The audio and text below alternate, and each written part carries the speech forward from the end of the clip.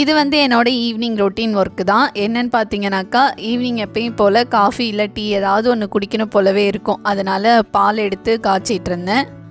Leo school விட்டு வந்தது கொஞ்சம் ஃப்ரூட்ஸ் இருந்தது, அதை சாப்பிட்டுட்டு டியூஷன் கிளம்பிட்டா. நான் மட்டும்தான் இருந்தேன். ஹஸ்பண்ட் வரும்போது கொஞ்சம் வேர்க்கடலையும் அதுக்கப்புறம் கொஞ்சம் காய்கறியும் வாங்கிட்டு வந்திருந்தாங்க.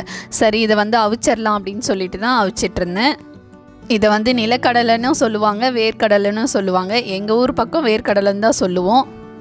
எப்போவுமே மதியம் போல் தான் இட்லிக்கு வந்து அரிசி ஊற வைப்பேன். ஏன்னா அப்போ தான் சாயந்தரம் அரைச்சி வச்சா காலையில் வந்து நல்லா உப்பி வரும், இட்லி ஊற்றிக்கலாம் அப்படின்றதுக்காக.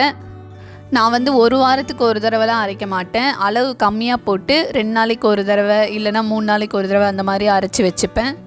நான் வந்து இட்லிக்கு 5:1 தான். உளுந்து ஊற வைக்கும் போது கொஞ்சமாக வெந்தயம் போட்டு கழுவி ஃப்ரிட்ஜில் வச்சுருவேன். அப்புறம் அரைக்கும் போது எடுத்து அரைச்சோம் அப்படின்னா நல்லா புசு புசுன்னு வரும். இதோட கண்டினியூ விலாக் நாளைக்கு வர மினி விலாகில்